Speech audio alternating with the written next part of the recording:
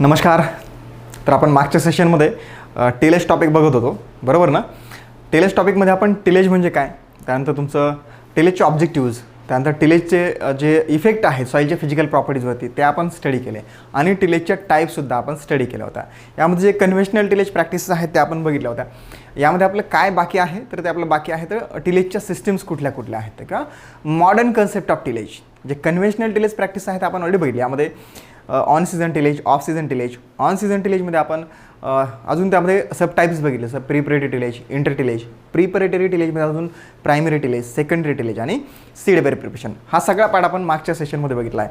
मला खात्री आहे की जे काय आपण मागच्या सेशनमध्ये बघितलं आहे त्यामुळे तुम्हाला कुठेही काही डाऊट उरलेला नसेल, कारण ते अतिशय व्यवस्थितपणे तुम्हाला एक्सप्लेन करून सांगितलं आहे. प्रत्येक गोष्ट तुम्हाला अतिशय बारकाईनं समजावून सांगितले आहे, त्यामुळे त्यामध्ये तुम्हाला कुठेही डाऊट उरलेला नाही याची मला पूर्णपणे खात्री आहे.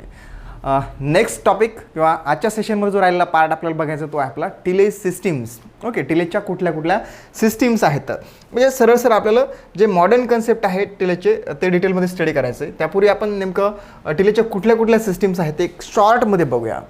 ओके, इथं लिहितो मी systems of tillage. Systems of tillage.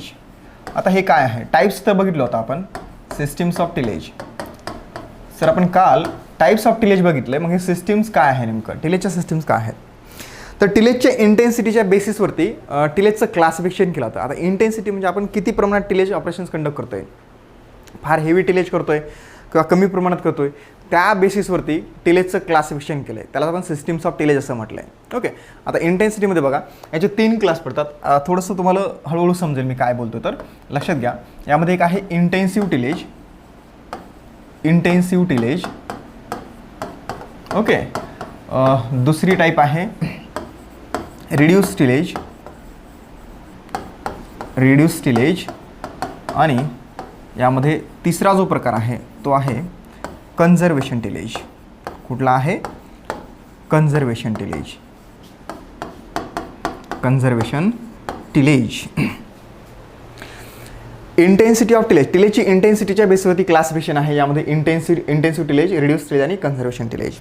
Okay, हे जे इंटेन्सिव्ह टिलेज आहे हे बेसिकली आपण याला कन्व्हेन्शनल टिलेज म्हणतो. काय म्हणतो याला आपण, कन्व्हेन्शनल टिलेज. काय म्हणतो याला, कन्व्हेन्शनल टिलेज म्हणतो आपण. काय म्हणतो, कन्व्हेन्शनल टिलेज. आता कन्व्हेन्शनल टिलेज म्हणजे कोणते, जे आपण कालच्या लेक्चरमध्ये किंवा या आधीच्या लेक्चरमध्ये आपण स्टडी केलं आहे त्यामध्ये जे ऑन सीझन टिलेज आहे किंवा ऑफ सीझन टिलेज आहे याच्यामध्ये प्लोईंग असेल, हॅरोईंग असेल, सीड बेड प्रिपरेशन आहे किंवा इंटरकल्चरल जे काही ऑपरेशन्स आपण कंडक्ट करतो, सरळ हा जो काही प्रकार आपण बघितला आहे तो कन्व्हेन्शनल टिलेजचा प्रकार आहे. म्हणजे प्लोईंग, हॅरोईंग वगैरे हे जे ते हे कन्व्हेन्शनल टिलेज प्रॅक्टिसेस आहेत. ओके, त्यालाच आपण इंटेन्सिव्ह टिलेज किंवा कन्व्हेन्शनल टिलेज असं म्हणत असतो. तर या टिलेज सिस्टीममध्ये नॉर्मली जे प्रिव्हियस क्रॉपचे जे क्रॉप रेसिड्यूज आहेत ते 15% कमी प्रमाणात राहतात फील्डवरती. ओके, मी कन्व्हेन्शनल टिलेज जे आहे ते साईडला करतो आणि या ठिकाणी लिहितो की इंटेन्सिव्ह टिलेज सिस्टीममध्ये जे प्रिव्हियस क्रॉपचे जे क्रॉप रेसिड्यूज आहेत ते किती राहतात, 0 to 15%. That means it is less than 15%. काय म्हटलं मी, आपल्याला हेच विचारलं होतं एक्झाममध्ये, अशी कुठली टिलेज सिस्टीम आहे की ज्यामध्ये क्रॉपचे रेसिड्यूज किंवा प्रिव्हियस क्रॉपचे रेसिड्यूज हे 15 ते 30% जमिनीवरती पडून राहतात किंवा 30%पेक्षा जास्त क्रॉप रेसिड्यूज जर का फील्डवरती पडून राहत असेल, अशी कुठली टिलेज सिस्टीम आहे. ओके, किंवा इंटेन्सिव्ह टिलेज सिस्टीममध्ये किती प्रमाणात मागच्या क्रॉपचे क्रॉप रेसिड्यू फील्डवरती पडून राहतात, तर हे आपल्याला विचारलं जातं. तर इंटेन्सिव्ह टिलेज सिस्टीम म्हणजे अशी टिलेज सिस्टीम ज्यामध्ये प्रिव्हियस क्रॉपचे रेसिड्यूज हे 0 ते 15%च फक्त खाली फील्डवरती पडून राहतात, अदरवाईज कम्प्लिटली क्लीन केलं जातं आहे. Okay, it means those tillage system in which the crop residue of previous crop is left, that is 0 to 15% or less than 15% on the field. फील्डवरती मागील क्रॉपचे जे क्रॉप रेसिड्यू ते 15% किंवा त्यापेक्षा कमी प्रमाणात फील्डवर राहत असतील त्याला आपण म्हणायचं आहे इंटेन्सिव्ह टिलेज. त्यानंतर दुसरं आहे रिड्यूस टिलेज. Reduce tillage. तर रिड्यूस टिलेज सिस्टीममध्ये जे मागचं क्रॉप आहे त्या फील्डवर जे काही क्रॉप असेल त्या क्रॉपचे साधारणतः 15 ते 30% रेसिड्यूज, क्रॉप रेसिड्यूज जे आहेत ते फील्डवरती पडून राहतात. म्हणजे अशी टिलेज सिस्टीम ज्या टिलेज सिस्टीममध्ये 15 ते 30% क्रॉप रेसिड्यूज हे मागच्या क्रॉपचे त्या फील्डवरती पडून राहतात त्या टिलेज सिस्टीमला आपण रिड्यूस टिलेज असं म्हणतो. आणि नंतर आहे कन्झर्वेशन टिलेज सिस्टीम. ओके, अशी टिलेज सिस्टीम ज्यामध्ये ॲटलिस्ट 30% किंवा त्यापेक्षा जास्त क्रॉप रेसिड्यूज फील्डवरती पडून राहत असतील तर त्या टिलेज सिस्टीमला आपण कन्झर्वेशन टिलेज असं म्हणतो. त्याला काय म्हणतो आपण? Conservation tillage. का? कारण की जेव्हा 30% किंवा 30%पेक्षा अधिक क्रॉप रेसिड्यू फील्डवरती पडून राहतात त्यावेळेस ते त्या फील्डवर असलेले जे काही रेसिड्यूज आहेत ते सॉईल आणि मॉइश्चर कन्झर्वेशनला मदत करतात, म्हणून आपण त्याला कन्झर्वेशन टिलेज असं म्हणतो. यामध्ये जसं मिनिमम टिलेज आहे, मिनिमम टिलेज, ओके. दुसरं आहे zero tillage, stable merge tillage आहे. असे बरेचसे वेगवेगळे प्रकार यामध्ये मोडतात, पण हे महत्त्वाचे आहेत मिनिमम टिलेज आणि झिरो टिलेज, जे आपल्या समोरून बघायचं आहे. लक्षात आलं का आपल्याला काय बघायचं? तर म्हणजे आपण काल जे टाईप्स बघितले होते टिलेजचे, आज आपण सिस्टीम्स बघतो, टिलेजचे सिस्टीम्स. यामध्ये इंटेन्सिटी ऑफ टिलेज कुठल्या म्हणजे एखाद्या किती प्रमाणामध्ये आपण टिलेज ऑपरेशन्स कंडक्ट करतोय त्यावरून त्याला आपण डिस्क्राईब करतोय किंवा टाईप्स त्याचे पाडतोय किंवा सिस्टीम्स त्याच्या पाडतोय. यामध्ये इंटेन्सिव्ह टिलेज, रिड्यूस टिलेज आणि कन्झर्वेशन टिलेज. म्हणजे सरळ बघा, आता इंटेन्सिव्ह टिलेज कोणते, यालाच आपण कन्व्हेन्शनल म्हटलं. यामध्ये आपण प्लोईंग, हॅरोईंग वगैरे हे सगळे ऑपरेशन्स कंडक्ट करतो.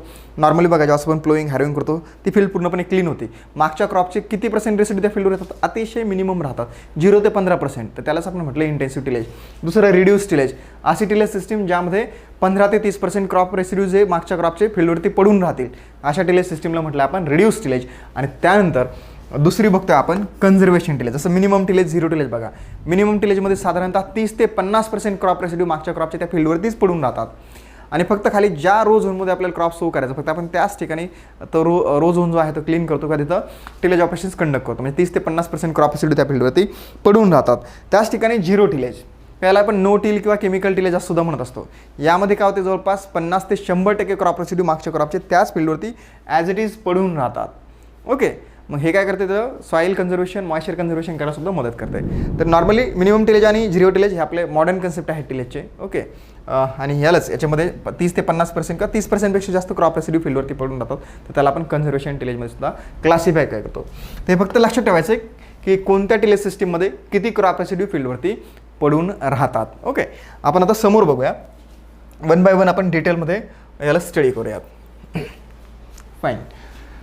Now say tillage system here based on the intensity of tillage 3 tillage systems are recognized. 3 tillage system म्हटलं आपण. यामध्ये पहिली आहे इंटेन्सिव्ह टिलेज. पहिली कोणती म्हटलं आपण? Intensive tillage. तर इंटेन्सिव्ह टिलेज कशाला म्हणायचं बघा. Now see, intensive tillage system leaves less than 15% of the crop residue on the soil surface. Less than 15% of the crop residues on the soil surface. Okay, this system or this type of tillage system are often referred to as the conventional tillage. त्यालाच आपण काय म्हणतो अजून? Conventional tillage असं सुद्धा म्हणत असतो. Okay. त्यानंतर बघा, आता यामध्ये काय इन्व्हॉल्व आहे तेच दिले मी तुम्हाला, ते सांगितलं आहे. This system involve often multiple operations that involve the multiple operations with implements such as mouldboard plough, disc and or chisel plough, then finishing with the harrows, rolling basket, cutter that can be use to prepare the seed bed. तेच operations आहेत. म्हणजे intensive tillage म्हटलं प्लोईंग करणं, नंतर हॅरोईंग करणं, seed bed ready करणं, हे सगळे ऑपरेशन ज्यामध्ये इन्व्हॉल्व राहतात. त्यामध्ये नॉर्मली मागच्या क्रॉपचे रेसिड्यूज हे फार कमी प्रमाणात राहतात. जेव्हा ते रेसिड्यूज 0 ते 15% दरम्यान राहतात तर त्याला आपण इंटेन्सिव्ह टिलेज असं म्हणत असतो. त्यानंतर आहे रिड्यूस टिलेज. मला वाटतं मी ऑलरेडी चांगलं एक्सप्लेन केलं, परत सांगण्याची गरज नाही. आणि नंतर आहे conservation tillage. Okay.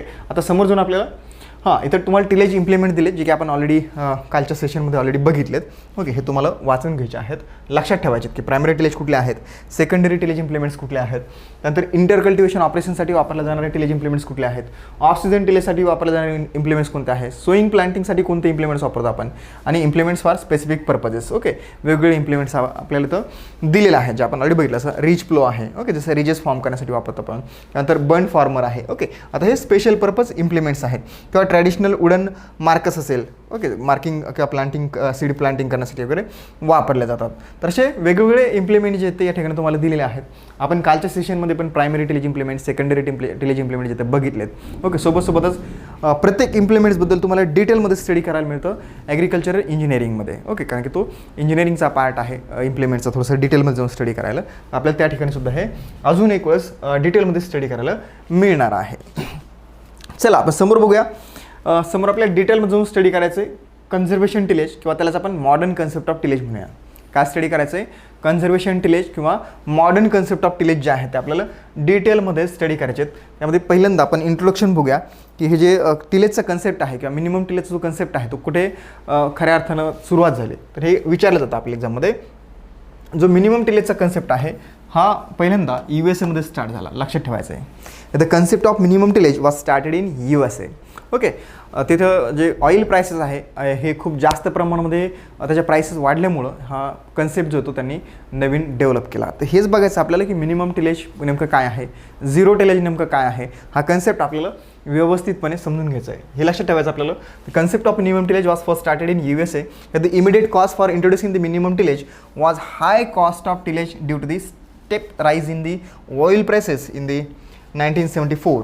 Okay, USA मध्ये ऑइल प्राइसेस जे ते अतिशय जास्त प्रमाणात वाढल्या कारणामुळं यांनी हा कन्सेप्ट जो होतो नव्याने इंट्रोड्यूस केला. मग सर आता ऑइल प्राइसेसचा आणि नवीन टिलेज कन्सेप्ट इंट्रोड्यूस करण्याचा काय संबंध आहे? तर याला आपण पहिलेच म्हटलं आहे मिनिमम टिलेज म्हणजे फक्त तेवढेच टिलेज ऑपरेशन्स कंडक्ट केले जाईल जेवढे की आवश्यक आहे.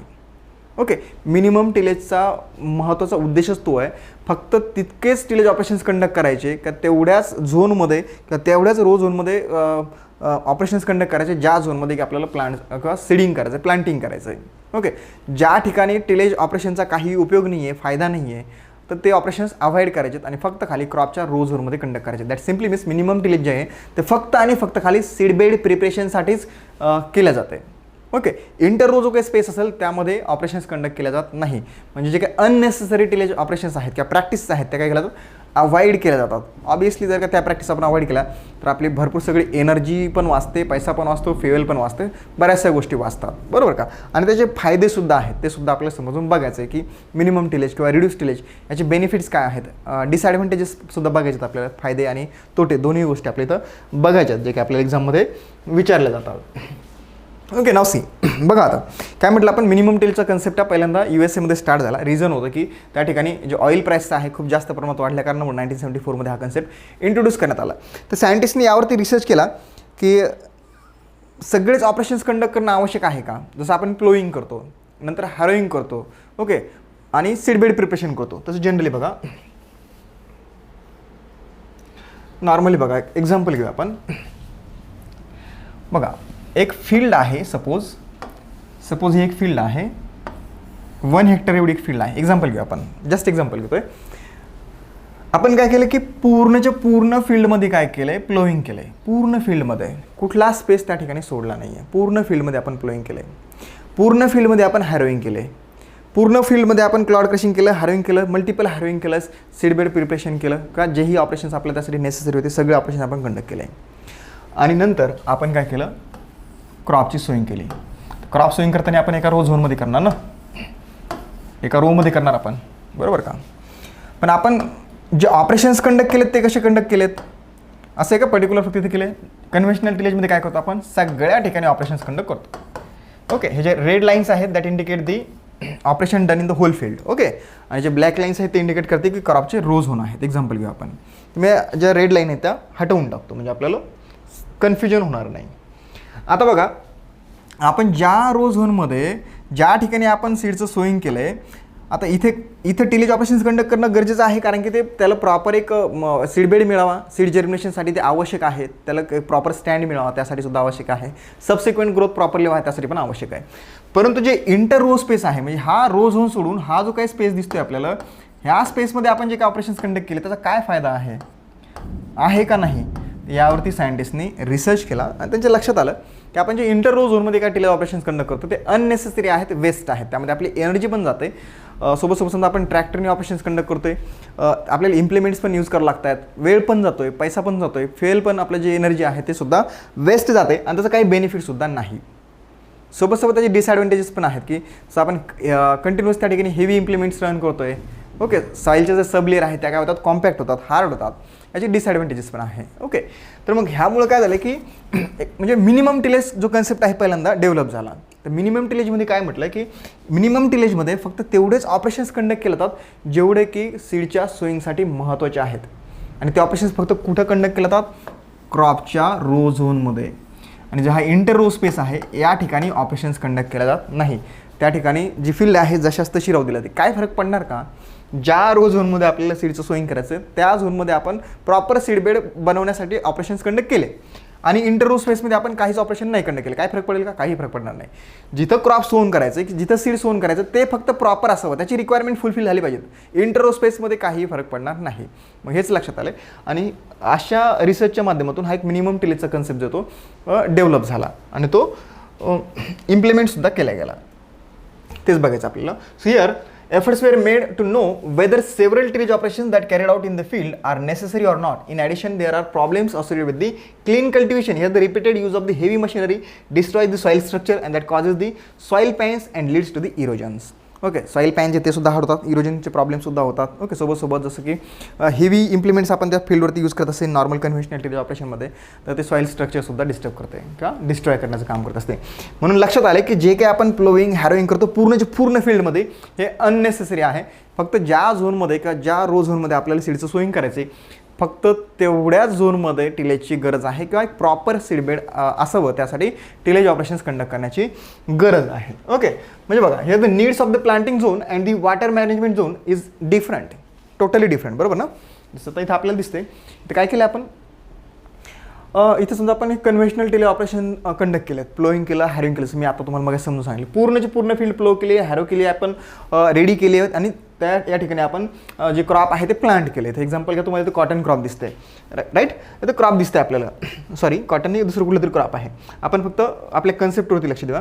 तर या ठिकाणी लक्षात येईल तुमच्या की बघा आता इथं हा रो झोन आहे, क्रॉपचा रो झोन आहे आणि हा इंटर रो स्पेस आहे. ऑपरेशन सगळ्याच ठिकाणी कंडक्ट केलेत, ऑपरेशन टोटल कंडक्ट केलेत, परंतु या क्रॉपचा जो काही झोन आहे त्याची रिक्वायरमेंट आणि जो इंटर रो स्पेस आहे याची रिक्वायरमेंट वेगळी आहे. फक्त खाली ज्या ठिकाणी आपण क्रॉपचं सोईंग करतोय त्याच ठिकाणी प्रॉपर सीड बेड असावा ही रिक्वायरमेंट आहे त्या क्रॉपसाठी. इथे मध्ये समजा हा सीड बेड कसा असेल याचा काही परिणाम होईल का याच्यावरती, ह्या क्रॉपच्या रूट झोनवरती? नाही होणार, कारण की जिथे त्याचे रूट पेनिट्रेट व्हायचं ते फक्त तेवढा पोर्शन हा प्रॉपर असायला पाहिजे का त्याची रिक्वायरमेंट तर फुलफिल व्हायला पाहिजे. Okay, so here the needs of planting zone and the water management zone is totally different. How in row crops it is sufficient to provide the fine till in the row zone for creating the conditions optimal for the sowings and conducive to the rapid and complete germination and seedling establishment. आता हे तेच आहे जे मी तुम्हाला already सांगितलं आहे, काही वेगळं दिलेलं नाही आहे. ओके, म्हणजे इंग्लिशमध्ये वाचल्याचा अर्थ असं काय नाही की वेगळं दिलं काय, तेच सांगतं. काय म्हणतं आहे की ज्या झोनमध्ये आपल्याला सोईंग करायचे तर त्या झोनमध्ये एक फाईन टिल्ट असावी किंवा त्या क्रॉपची जी काही रिक्वायरमेंट आहे त्यानुसार असावे. बाकीच्या इंटररो स्पेसमध्ये कसे आहे त्याचा काही संबंध नाही, त्याचा काही परिणाम होत नाही. म्हणून मी पहिले सांगितलं पुस्तकी वाचत बसल्यापेक्षा, पुस्तकाचंच दिलं आहे तसं वाचत बसल्यापेक्षा प्रॅक्टिकली जर का समजून घेतलं तर ते लक्षात राहायला सोपं जातं आणि त्यावरती कशाही पद्धतीने प्रश्न विचारला गेला तर आपल्याला तो सॉल्व करता येतो, टॅकल करता येतो. म्हणून समजून घेण्यावरती अधिक भर द्यायचा आहे. चला त्यानंतर बघू आपण. Here in the interrow zone, secondary tillage is not done and it should be rough and cloddy where soil structure is coarse and open so that weeds may not germinate and more water infiltrates into the soil. Okay, मग आता इथं काय केलं जाईल? आता दोन type आहे ना, एक मिनिमम टिलेज आहे आणि एक झिरो टिलेज आहे. तर झिरो टिलेजमध्ये कसं आहे की झिरो टिलेजमध्ये जे सेकंडरी टिलेज ऑपरेशन आहे ते कम्प्लिटली अवॉइड केले जातात. मिनिमम टिलेजमध्ये काय होतं की प्रायमरी ऑपरेशन जे आहे ते केले जातात आणि सेकंडरी टिलेज ऑपरेशन जे आहे ते फक्त आणि फक्त खाली क्रॉपच्या रो झोनमध्येच कंडक्ट केले जातात. तेच म्हटले जातात. इथे लक्षात येईल आपल्या. इथं काय केलं बघा, इथं आपल्या ज्या झोनमध्ये आपल्याला सोईंग करायचे फक्त तेवढ्याच झोनमध्ये सेकंडरी टिलेज ऑपरेशन्स कंडक्ट केलेत आणि त्या ठिकाणी काय केले, क्रॉपचं सोईंग केले. बघा काय दिलं तर in the inter row zone म्हणजे दोन रोच्या मधला जो काही स्पेस आहे त्याला इंटर रो झोन असं म्हटलं तर.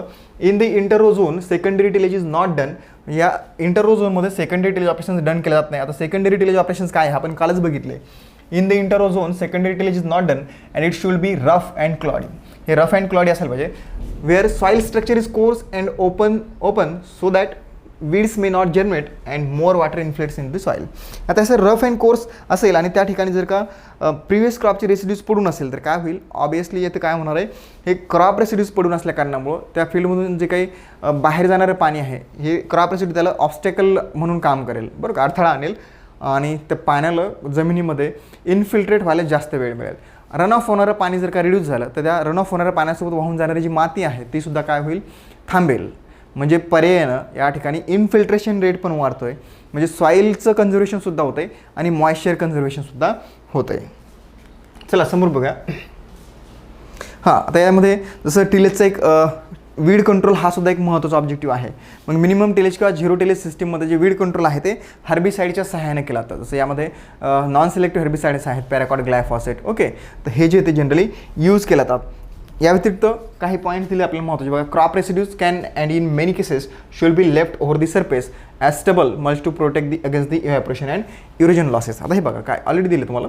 जसे जेव्हा फील्डवरती रो झोनमध्ये जेव्हा असे मागच्या क्रॉपची रेसिड्यूज पडून राहतील इंट्रो स्पेसमध्ये, तर हे इव्हॅपोरेशनसुद्धा रिड्यूस करतील ॲज वेल ॲज इरोजनसुद्धा कमी करतील. मी तुम्हाला आधीच सांगितलं ना इरोजन. आता हे कसं करेल बरं नेमकं बघा. आता हा एक रो झोन आहे, एक्झाम्पल घ्या. फील्डची जी काही हे आहे म्हणजे लेवल जी आहे, स्लोप जो होतं असं पकडा खाली आहे, असं पकडा. जेव्हा फार जास्त प्रमाणात रेनफॉल होईल किंवा इरिगेशन दिलं जाईल त्यावेळेस काय होईल, पाणी वरून खाली येईल, बरोबर, या दिशेनं वाहेल. ज्यावेळेस फील्ड कम्प्लिटली क्लीन असते ना त्यावेळेस पाणी हे सरळ बाहेर निघणार फील्डच्या, आणि त्या पाण्याच्या सोबत मातीसुद्धा वाहून जाणार, ज्याला की आपण सॉईल इरोजन म्हणतो. पण तेच या ठिकाणी फील्डवरती जर का स्टबल्स पडून राहतील, मागच्या क्रॉप जर का स्टबल्स पडून राहतील, ते स्टबल काय they will act as the obstacle to that running water. जे काही मूव्हिंग वॉटर आहे ते त्याला ॲज अ ऑब्स्टेकल म्हणून ॲक्ट करेल, काम करेल.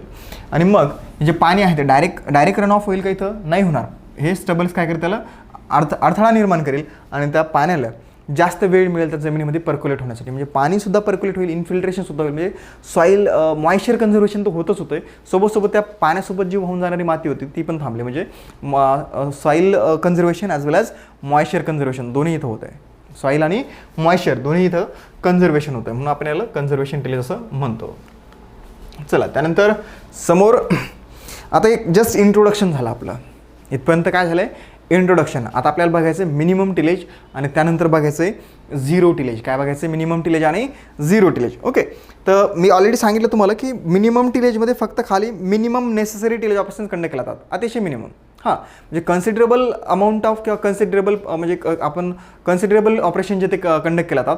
पण जर का आपण त्याचं कंपॅरिझन जर का आपण कन्व्हेन्शनल टिलेजसोबत केलं तर कन्व्हेन्शनल टिलेजच्या कंपॅरिझनमध्ये अतिशय कमी ऑपरेशन जे ते मिनिमम टिलेजमध्ये कंडक्ट केले जातात. आणि मिनिमम टिलेजमध्ये ऑपरेशन्स फक्त कशासाठी कंडक्ट केले जातात, फक्त खाली जे सीडबेड आहे त्याच्या प्रिपरेशनसाठी ऑपरेशन जे ते कंडक्ट केलं जातात, जेणेकरून सोन केलेल्या सीडचं प्रॉपर जर्मिनेशन होईल, व्यवस्थित त्याला एक स्टँड मिळेल आणि सबसिक्वेंट ग्रोथ जो होतो त्याचा प्रॉपर होईल. एवढ्यासाठी जे ते मिनिमम टिलेजमध्ये ऑपरेशन्स कंडक्ट केले जातात. बघूया आपण. बघा, minimum tillage that involves considerable soil disturbance. Considerable soil disturbance means बऱ्यापैकी प्रमाणात ऑपरेशन्स कंडक्ट केले जातात, परंतु कन्व्हेन्शनल टिलेजच्या तुलनेत फार कमी प्रमाणात करतात. In minimum tillage that involves considerable soil disturbance though to a much lesser extent than that associated with the conventional tillage. Here, minimum tillage is aimed at reducing tillage to the minimum necessary for ensuring good seedbed, rapid germination, satisfactory stand, and favorable growing conditions. काय म्हटलं बघा, here in the minimum tillage is aimed at reducing the tillage to the minimum necessary for good seedbed, rapid germination, satisfactory stand, and favorable growing conditions. म्हणजे minimum टिलेजचं M जे आहे ते अतिशय minimum, म्हणजे फक्त जेवढे नेसेसरी आहेत तेवढेच टिलेज ऑपरेशन कंडक्ट करायचे, जेणेकरून जे काही सीडबेड आहे तो अतिशय प्रॉपर असेल, त्यामध्ये प्रॉपर रॅपिड जर्मिनेशनसुद्धा होईल, त्या क्रॉपला एक प्रॉपर स्टँडसुद्धा मिळेल, सॅटिस्फॅक्टरी स्टँड मिळेल, आणि त्याचा काही सबसिक्वेंट ग्रोथ आहे तो सुद्धा प्रॉपरली होण्यासाठी त्याला फेवरेबल कंडिशन जी ती मिळेल. अशा पद्धतीने सीडबेड बनवण्यासाठी आपल्याला जेवढे काही मिनिमम नेसेसरी ऑपरेशन आहे फक्त तेवढेच कंडक्ट केले जातील, जे अननेसेसरी ऑपरेशन आहे ते कम्प्लिटली अवॉइड केले जातील. Okay, it means in minimum tillage operations is done only for seedbed preparations. कशासाठी कंडक्ट करतात, फक्त खाली सीडबेड प्रिपरेशनसाठी. मिनिमम टिलेजमध्ये जे ऑपरेशन्स कंडक्ट करतात ते कशासाठी करतात, फक्त खाली सीडबेड प्रिपरेशनसाठी. आता यामध्ये बघा, it keeps 30 to 50% of the crop residue on the soil surface. मी तुम्हाला ऑलरेडी सांगितलं मिनिमम टिलेजमध्ये साधारणतः 30 ते 50% क्रॉप रेसिड्यू प्रिव्हियस क्रॉपची सॉईलवरती पडून राहतात. त्याच ठिकाणी झिरो टिलेज सिस्टीममध्ये साधारणतः 50 ते 100% क्रॉप रेसिड्यू मागच्या क्रॉपचे फील्डवरती पडून राहतात. आणि जेव्हा अशी टिलेज सिस्टीम, ज्या टिलेज सिस्टीममध्ये 30% किंवा त्यापेक्षा अधिक क्रॉप रेसिड्यू फील्डवरती पडून राहतात, त्यावेळेस त्याला आपण कन्झर्वेशन टिलेज सिस्टीम असं म्हणत असतो. म्हणजे मिनिमम टिलेज आणि झिरो टिलेज ह्या दोन्ही सिस्टीम कशा आहेत, ह्या कन्झर्वेशन टिलेज सिस्टीम आहेत. कोणत्या सिस्टीम्स आहेत, कन्झर्वेशन टिलेज सिस्टीम्स आहेत. यामध्ये जे वीड कंट्रोल आहे त्यासाठी आपण हर्बिसाइड यूज करतो, पॅराकॉट आणि ग्लायफॉसेट. हा एक पॉईंटसुद्धा लक्षात ठेवायचा आहे. ओके, आता यामध्ये बघा मिनिमम टिलेजमध्ये जसं आपण मगाशी बोलताना म्हटलं की मिनिमम टिलेजमध्ये फक्त तेवढेच ऑपरेशन्स कंडक्ट केले जातात जेवढे की नेसेसरी आहेत आणि जे अननेसेसरी ऑपरेशन्स आहेत ते आपण अवॉइड करत असतो. तर हे करण्यासाठी आपण 2 गोष्टी फॉलो करू शकतो. कुठल्या कुठल्या आहेत ते बघा. पहिलं बघा, हे tillage can be reduce in 2 ways. 2 पद्धतीने आपण टिलेज ऑपरेशन्स कमी करू शकतो. पहिलं, जे अननेसेसरी टिलेज ऑपरेशन आहेत ते अवॉइड करणं किंवा ओमिट करणं. That by omitting the operations which do not give much benefit when compared with the cost. असे ऑपरेशन्स ज्याचा कॉस्ट जास्त आहे आणि बेनिफिट कमी आहे असे ऑपरेशन्स ओमिट करायचे म्हणजे अवॉइड करायचे. यामध्ये बघू शकतो आपण, जसं मी तुम्हाला मग समजून सांगितलं, हे पिक्चर फक्त तुमच्या अंडरस्टँडिंगसाठी लावलेत की जे इंटररो स्पेसमध्ये कंडक्ट केले जाणारे ऑपरेशन आहेत काही फायद्याचे आहेत का नाही आहे. ज्या झोनमध्ये आपलं स्विंग करायचे ते महत्त्वाचं आहे. मग जे अननेसेसरी ऑपरेशन आहेत ते अवॉइड केले जातील. म्हणजे पहिलं हे by omitting the operations which do not give much benefit when that is compared with the cost. And second, by combining the operations. Okay, second by combining the operations. बघा, by combining the agriculture operations like seeding and fertiliser applications. बघा, normally बघा, जसं आपण ज्यावेळेस बैलांच्या सहाय्याने पेरणी वगैरे करतो त्यावेळेस कसं राहतं, आपण तिफननं पेरणी केली जाते, त्याच्यामागं अजून म्हणजे ते पेरणी करण्यासाठी म्हणजे तिफन चालवण्यासाठी एक व्यक्ती लागतो, ते सीड जे आहे ते ड्रॉप करण्यासाठी एक व्यक्ती लागतो, त्यामागे फर्टिलायझर ड्रॉपसाठी एक व्यक्ती लागतो आणि सगळं झाल्याच्यानंतर सीड कव्हरिंगसाठी वेगळं एक आपल्याला परत एक असते त्या फील्डवरती एक ऑपरेशन्स कंडक्ट करावं लागतं सीड कव्हरिंगचं. बरोबर. पण हे सगळे ऑपरेशन जर आपण एकत्र केले तर म्हणजे एकदाच जर का आपण ते सीड ड्रिल करणं, त्यानंतर ते कव्हर करणं, फर्टिलायझर अप्लाय करणं हे जर सायमल्टेनियस केलं तर काय होईल, जे नंबर ऑफ ऑपरेशन आपण कंडक्ट करतो ते कमी होतील. अल्टिमेटली आपला होणारा जो खर्च आहे तो सुद्धा कमी होईल. बरोबर. मग हे 2 पर्याय आहेत आपल्याकडं. एक पहिला, जे अननेसेसरी ऑपरेशन आहेत ते अवॉइड करणं आणि बाकीचे रिमेनिंग ऑपरेशन आहेत त्यापैकी जे काही ऑपरेशन आपण कंबाईन करू शकतो ते कंबाईन करणं. ओके, अशा 2 पद्धतीने आपण जे ते टिलेज ऑपरेशन जे ते रिड्यूस करू शकतो. जे अननेसेसरी टिलेज ऑपरेशन रिड्यूस करणं आणि जे काही होऊ शकतात जे पॉसिबल आहे ते कंबाईन करणं. अशा पद्धतीने जे ते मिनिमम टिलेज आपण ॲडॉप्ट करू शकतो. राईट. आता याच्यामध्ये समोर जाऊन आपल्याला जे बेनिफिट्स बघायचे किंवा ॲडव्हान्टेजेस बघायचे. ॲडव्हान्टेजेसमध्ये बघा, in situ decomposition of the crop residues that helps in adding the organic matter to the soil.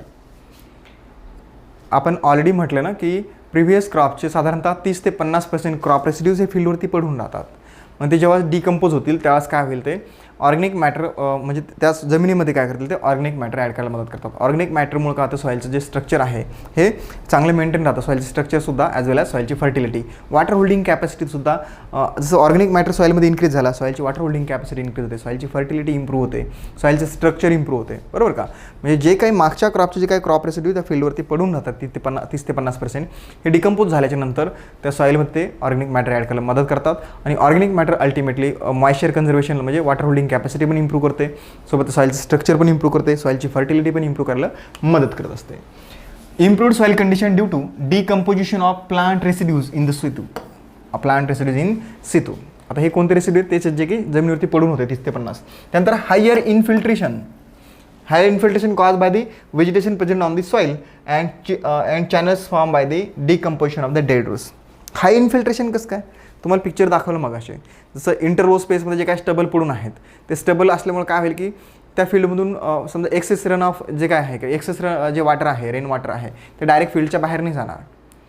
त्या पाण्याला तिथं त्या जमिनीमध्ये इन्फिल्ट्रेट होण्यासाठी जास्त वेळ मिळेल आणि ते पाणी तिथं इन्फिल्ट्रेट होईल. म्हणजे इन्फिल्ट्रेशन रेट काय होईल, वाढेल. इन्फिल्ट्रेशन वाढलं म्हणजे सरळ तिथं मॉइश्चर कन्झर्वेशन होईल. त्यानंतर less resistance to the root growth due to improved structure. Okay, जे स्ट्रक्चर आहे सॉईलचं ते इम्प्रूव्ह होतं, त्यामुळं जे रूट ग्रोथ आहे त्याला लेस रेजिस्टन्स होतं. त्यानंतर less soil compaction by the reduce movement of the heavy tillage implements. जे फील्डवरून नॉर्मल कन्व्हेन्शनल टिलेज ऑपरेशन म्हणजे काही हेवी टिलेज इम्प्लिमेंट्स आपण रन करतो त्यामुळे काय होतं की सॉईलचं कॉम्पॅक्शन होतं, ते या ठिकाणी होणार नाही.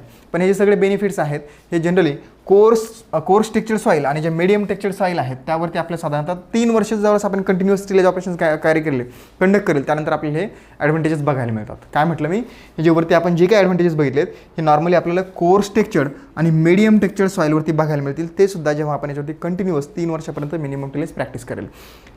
जे हेवी टेक्चर सॉईल आहेत, जे हेवी सॉईल आहेत, नॉर्मली हेवी सॉईलवरती आपल्याला डीप टिलेज ऑपरेशन्स हे कंडक्ट करावं लागतात. जर का आपण नाही केलं तर ते सॉईलच्या ज्या काही सब लेअर आहेत त्या फार कॉम्पॅक्ट आणि हार्ड होतात आणि सॉईलचं इनफिल्ट्रेशन रेट कमी होऊन जातं किंवा तिथं वॉटर लॉगिंगचे चान्सेस होतात. दुसरं जे डीप रूटेड क्रॉप्स आहेत ते तिथं त्यांचे रूट्स जे तर प्रॉपर ग्रोथ होत नाही. ओके, त्यामुळे हे जे बेनिफिट्स आहेत नॉर्मली आपल्याला कोर्स आणि मिडियम टेक्स्चर सॉईलवरती जे ते आढळून येतात. त्यानंतर डिसॲडव्हान्टेजेस बघूया आपण. जसे एखाद्या गोष्टीचे फायदे आहेत त्याचे तोटेसुद्धा राहतातच. तर मिनिमम टिलेजचे काही डिसॲडव्हान्टेजेस आहे, जसं की यामध्ये जे सीड जर्मिनेशन आहे ते कमी राहतं as compare to the normal tillage. Okay, तर हे आपल्याला विचारलं जाऊ शकतं की मिनिमम टिलेजमध्ये जे सीड जर्मिनेशन आहे ते कमी किती प्रमाणात राहतं. साधारणतः कन्व्हेन्शनल टिलेज सिस्टमच्या तुलनेमध्ये 20% कमी सीड जर्मिनेशन होतं. म्हणजे आपल्याला असंही याच्यावरती उलट क्वेश्चन विचारला शकतो, म्हणजे ट्रिकी करून विचारायचं असेल तर एखादं एक्झाम्पल दिलं जाईल किंवा एखाद्या समजा कुठलं तरी एक्झाम्पल घेऊ आपण. एक्झाम्पल एखादं व्हीट क्रॉप आहे किंवा दुसरं कुठलं क्रॉप आहे ते आपल्याला या सिस्टीमनं ग्रो करायचं आहे. तर त्या क्रॉपचा जो काही सीड रेट असतो आपल्याला विचारलं की मिनिमम टिलेज सिस्टीमनं आपल्याला याचं सोईंग करायचं तर सीड रेट किती द्यावा लागेल. तर नॉर्मली त्याचा जो काही नॉर्मल रिकमेंडेड सीड रेट आहे त्यापेक्षा 20% जास्तच द्यावा लागेल. बरोबर का. म्हणजे समजा एखाद्या क्रॉपचं सीड रेट हा एक्झाम्पल घेऊ आपण. एखाद्या क्रॉपचा सीड रेट हा 100 किलोग्राम पर हेक्टर इतका आहे, 100 kg पर हेक्टर इतका आहे.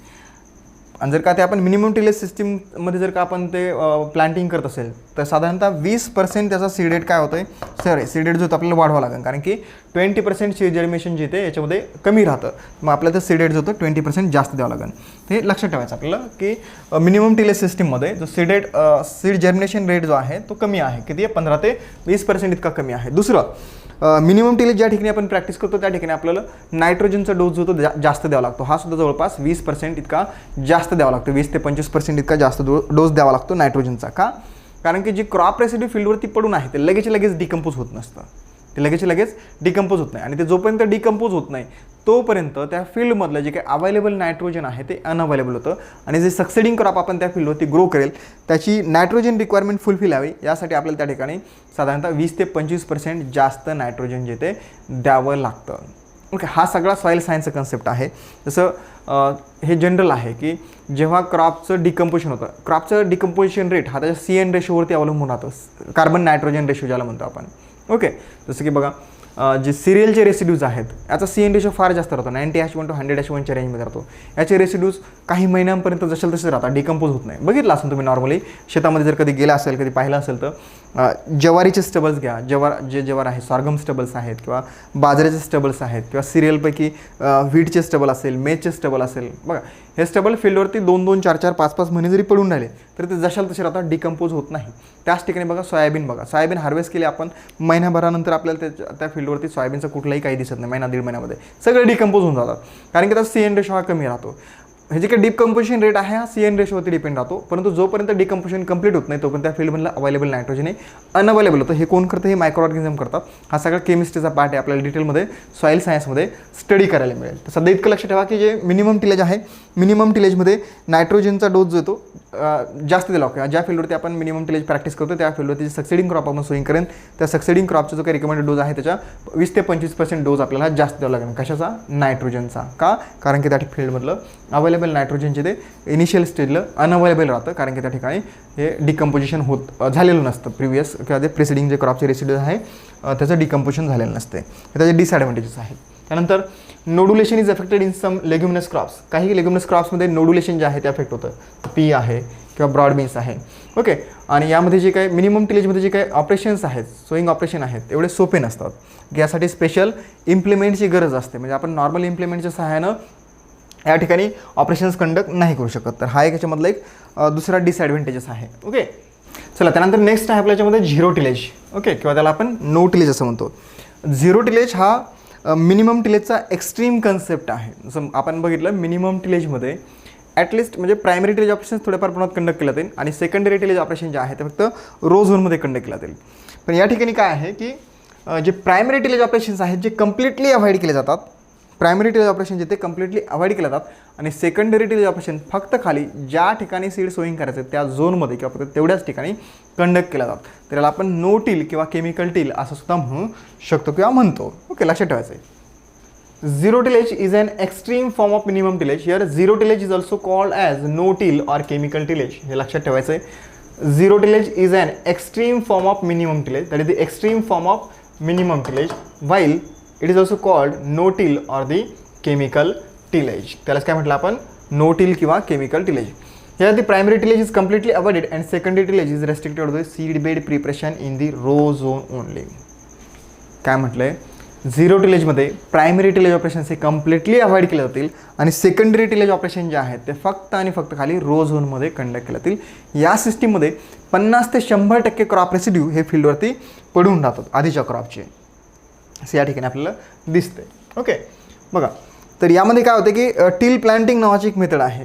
झिरो टिलेज प्रॅक्टिस करण्याची ही एक पद्धत आहे टिल प्लांटिंग. यामध्ये काय केलं, हे जे काही 3-4 ऑपरेशन्स आहेत हे एकदाच केले जातात. म्हणजे ज्या ठिकाणी आपल्याला सीड सो करायचं त्या ठिकाणी सॉईल ओपन करणं, सीड इन्सर्ट करणं, कव्हर करणं, ओके, हे सगळे जे ऑपरेशन आहेत ते वन टाईम आणि एकाच मशिनरीने कंडक्ट केले जातात. ओके, त्याला आपण टिल प्लांटिंग असं म्हणतो. बघा, till planting is one of the method of practising zero tillage. हे विचारलं आता झिरो टिलेज प्रॅक्टिस करण्याची मेथड कुठली आहे, तर दॅट इज टिल प्लांटिंग. कोणते आहे, टिल प्लांटिंग आहे. Till planting is one of the method of practising the zero tillage. The machinery accomplishes 4 task. जे 4 काम आहेत ती मशिनरी एकाच वेळेस करते. यामध्ये क्लिनिंग द क्रॉप रो, ज्या ठिकाणी आपल्याला सोईंग करायचे तो रो क्लीन करणं, त्यानंतर opening of soil for seed insertion, त्या क्लीन केलेल्या रोमध्ये ज्या ठिकाणी आपल्याला सीड सोईंग करायचं ते सॉईल ओपन करणं, त्यामध्ये सीड इन्सर्ट करणं आणि सीड कव्हर करणं, हे 4ही ऑपरेशन ही मशिनरी एकाच वेळेस कंडक्ट करते. ह्या मेथडला आपण किंवा ह्या प्रॅक्टिसला टिल प्लांटिंग असं म्हटलं जातं. ओके, तर या सिस्टीममध्ये म्हणजे झिरो टिलेजमध्ये ऑलरेडी सांगितलं 50 ते 100% क्रॉप रेसिड्यू मागच्या क्रॉपच्या फील्डवरती ॲज इट इज पडून राहतात. यामध्ये सुद्धा जे काही वीड आहेत, वीड्स कंट्रोल करण्यासाठी हर्बिसाईड यूज केला जातात. तर हर्बिसाईड जे ते पॅराकॉट आणि ग्लायफॉसेट जे नॉन सिलेक्टिव्ह हर्बिसाईड आहेत, हा हर्बिसाईड झिरो टिलेजमध्ये यूज केला जातं. GB ट्रिपलेट नावाचं एक सायंटिस्ट आहे, यांना आपण फादर ऑफ झिरो टिलेज म्हणतो.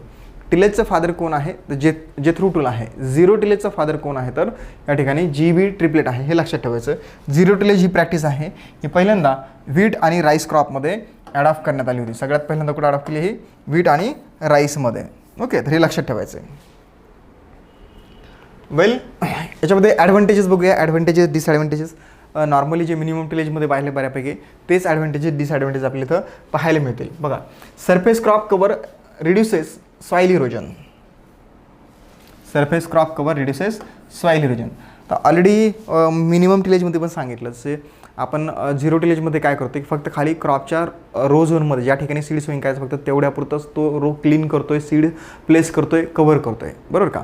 बाकीचं जे काही रेसिड्यूज आहे फील्डवरती जशाला तसं पडून राहतंय. जे क्रॉपचं जे काही कव्हर आहे जे फील्डवरती पडू नये, हे काय करते की जे इरोजन होणारं जे काही इरोजन आहे, सॉईल इरोजन, ते काय करते, रिड्यूस करते. कशा पद्धतीने करते मी तुम्हाला आधी सांगितलं. त्यानंतर बघा, रिड्यूस टिलेज मशिनरी मिनिमाइज दी सॉईल कॉम्पॅक्शन. जसे झिरो टिलेजमध्ये फार हेवी मशिनरी फील्डवरती रन होत नाही, तर सॉईलचं कॉम्पॅक्शन जे ते सुद्धा रिड्यूस होते. Soil moisture conservation due to higher infiltration and reduce evaporation with crop residues on soil surface. हे पण मग सांगितलं तुम्हाला. सॉईल सरफेसवरती जर का क्रॉप रेसिड्यू पडून राहील तर काय होईल, जे काही पाणी आहे तर जे रन ऑफ एक्सेस वॉटर जे ते वाहून जाण्याची त्याला इन्फिल्ट्रेशन होण्यासाठी जास्त वेळ मिळेल. ते इन्फिल्ट्रेशन होईल, मग सरळ मॉइश्चर कन्झर्वेशन होईल. सोबत वाहून जाणारं जे पाणी आहे त्यासोबत जी माती पण गेली असती होऊन ती पण कमी झाली. म्हणजे सॉईल जे लॉस आहे, सॉईल इरोजन जे ते सुद्धा कमी झालं आहे. आणि त्या फील्डवरती क्रॉप रेसिड्यूज पडून असल्या कारणामुळं जे इव्हॅपोरेशन होतं ते सुद्धा रिड्यूस होतं आहे. ओके, ह्याचे बेनिफिट्स आहेत. Relatively lower cost of tillage compare to conventional tillage. Conventional टिलेजच्या तुलनेमध्ये याचा जे कॉस्ट आहे तो अतिशय कमी आहे. ओके, व्यतिरिक्त बघा कमी का आहे, कारण आपण इथं एकदाच ऑपरेशन्स कंडक्ट करतो, एकाच मशिनरीने सगळे ऑपरेशन्स कंडक्ट करतो आहे. कन्व्हेन्शनल टिलेजमध्ये आपण फ्लोईंग करतो आहे, हॅरोईंग करतो आहे, बरोबर का. हॅरोईंग आपल्याला मल्टिपल टाईम्स करावं लागतात क्लॉट्सच्या, depending on the clods, right. आपल्याला नंबर ऑफ ऑपरेशन्स कंडक्ट करावं लागतात. इथं तसं आपण करत नाही, एकदाच करतो आहे. त्यानंतर soil temperature moderations with surface cover of crop residues. जे सरफेसवरती जे क्रॉप रेसिड्यूज आहे ते सॉईलचे टेम्परेचर मॉडरेट करण्याचं काम करते. Improvement in soil organic matter content, बरोबर आहे. आता जे काही क्रॉप रेसिड्यूज फील्डवरती पडणं आहे ते डिकम्पोज झाल्याच्यानंतर सॉईलमध्ये ऑर्गॅनिक मॅटर ॲड करण्याचं काम करतात. हे पण तुम्हाला मी याआधीच सांगितलं आहे ऑलरेडी.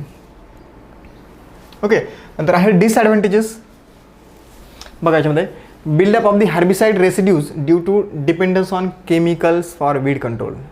ओके, आता आपण वारंवार जर का हर्बिसाइड यूज करत असेल फील्डवरती तर ऑब्वियसली हा प्रॉब्लेम तिथं येणारच आहे. Okay, buildup of herbicide residues. Herbicide residue तिथं बिल्डअप होईल कारण की आपण झिरो टिलेजमध्ये कम्प्लिटली वीड कंट्रोलसाठी हर्बिसाइडवरती डिपेंड राहतो. Special equipment is needed. Okay, हे जी प्रॅक्टिस आहे झिरो टिलेजची यासाठी आपल्याला स्पेशल इक्विपमेंट लागतं किंवा स्पेशल मशिनरी लागते, तेव्हाच आपण हे कंडक्ट करू शकतो. High risk of pest and diseases due to the microclimate favourable for the attack of the insect pest and diseases. हां, तर कसं तिथं जे क्रॉप रेसिड्यूज पडून राहतात त्या कारणामुळं इन्सेक्ट पेस्ट किंवा डिसीजच्यासाठी एक फेवरेबल मायक्रो क्लायमेट जे त्या फील्डमध्ये तयार होतं, याची एक रिस्क आहे. Crop residues on soil surface interfere with the cultural operations. आता जे इंटरकल्चर ऑपरेशन्स आहेत, आता इंटररो स्पेसमध्ये ते रेसिड्यूज पडून असल्यामुळे जे इंटरकल्चर ऑपरेशन आहेत ते कंडक्ट करायला ते डिफिकल्ट जातं. ओके, स्वाभाविक गोष्ट आहे. जसं क्लीन रोमध्ये ऑपरेशन्स कंडक्ट करणं आणि ज्या फील्डमध्ये इंटररो स्पेसमध्ये भरपूर सगळे मागच्या क्रॉपचे रेसिड्यूज पडून आहेत तिथं ऑपरेशन्स कंडक्ट करण्यात फरक आहे. तर हा एक पॉईंट दिला आपल्याला. Crop residues on the soil surface that interferes with the cultural operations or the intercultural operations. तर herbicide resistance and new weed problems may pose a new problem or a problem. Okay, हे सगळे disadvantages आहेत यामध्ये. चला, त्यानंतर शेवटी यामध्ये आपलं मिनिमम टिलेज आणि झिरो टिलेज या दोन्ही गोष्टी संपतात. नंतर आहे स्पेशल टिलेज. तर आपण मला वाटतं ऑलरेडी पण आपण याचे बऱ्यापैकी डिस्कस केले. थोडंसं स्पीडमध्ये बघूया. सबसॉइलिंग हे एक स्पेशल पर्पज टिलेज ऑपरेशन्स आहे जे आपण आधीच बघितले, त्यामुळे इथं आपल्याला डिटेलमध्ये जाऊन परत डिस्कस करण्याची गरज नाही. नंतर आहे क्लीन टिलेज. ओके, आता क्लीन टिलेज म्हणजे असे टिलेज प्रॅक्टिस ज्यामध्ये फील्डवरलं प्रत्येक म्हणजे फील्ड जे ते पूर्णपणे क्लीन केलं जाते. ओके, डेफिनेशन तिथे बघत दिलं आहे. Clean tillage that refers to working of the entire soil of the entire field in such a way that no living plant is left undisturbed. म्हणजे फील्डवरला प्रत्येक प्लांट जे डिस्टर्ब केलं जाईल आणि त्यावरती कुठल्याही प्रकारचा रेसिड्यू राहणार नाही. त्याला आपण क्लीन टिलेज म्हणूया. Clean tillage it refers to working of the soil of the entire field in such a way that no living plant is left undisturb. It is practice to the control weeds, soil borne pathogens and the pest. त्यानंतर आहे blind tillage. Okay, हे सुद्धा मी तुम्हाला काल आधीच्या सेशनमध्ये already सांगितले. नंतर आहे वेट टिलेज ऑर पडलिंग. हे स्पेशल पर्पज टिलेज ऑपरेशन आहे जे की राईस फील्डमध्ये आपण करत असतो. पडलिंग जे ऑपरेशन आहे म्हणजे स्टँडिंग वॉटरमध्ये प्लोविंग करत असतं. ओके, हे जनरली जे इन्फिल्ट्रेशन नाही, पर्क्युलेशन जे लॉसेस आहेत वॉटरचे ते रिड्यूस करण्यासाठी आणि वीड कंट्रोल करण्यासाठी पडलिंग ऑपरेशन हे कंडक्ट केलं जातं. बऱ्याच लोकांनी बघितलं पण असेल ऑलरेडी.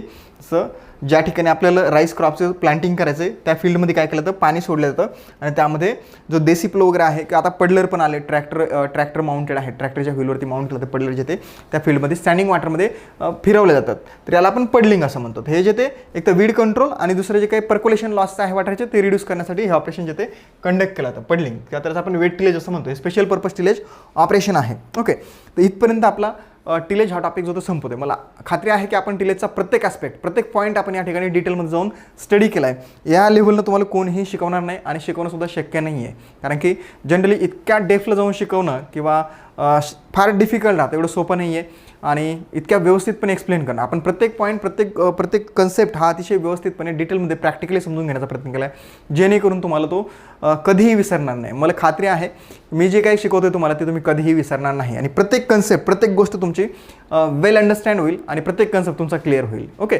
सोबतच एक गोष्ट लक्षात ठेवा की तुम्ही या ठिकाणी ॲग्रीव्हिजन कोचिंग इन्स्टिट्यूटमध्ये ज्याही फॅकल्टी तुम्हाला शिकवत असतील, मी असेल किंवा अदर फॅकल्टी असेल, ओके, तुमचे असे सगळे कन्सेप्ट क्लिअर होईल जे तुमच्या मागच्या 4 वर्षामध्ये किंवा डिग्रीमध्ये कधीही तुम्हाला समजले नाही. असा कोणताही कन्सेप्ट राहणार नाही जो की तुम्हाला क्लिअर होणार नाही किंवा तो रट्टा मारावा लागेल. प्रत्येक कन्सेप्ट, प्रत्येक गोष्ट तुमची या ठिकाणी क्लिअर होईल याची पूर्ण खात्री आहे, पूर्ण गॅरंटी आहे. ओके, चला, तर या ठिकाणी आपला टिलेज हा टॉपिक आपला या ठिकाणी संपतोय. परत आपण नेक्स्ट सेशनमध्ये भेटूयात.